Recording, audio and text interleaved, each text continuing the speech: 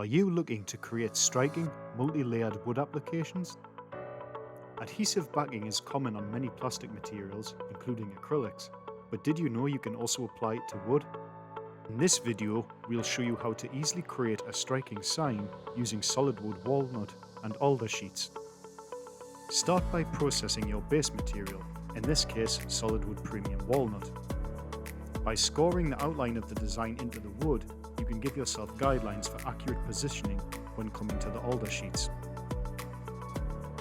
Now we'll process solid wood premium alder.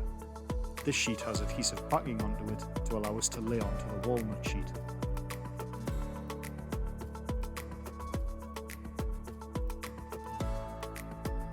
You'll likely need to clean the material due to the residue created when laser processing.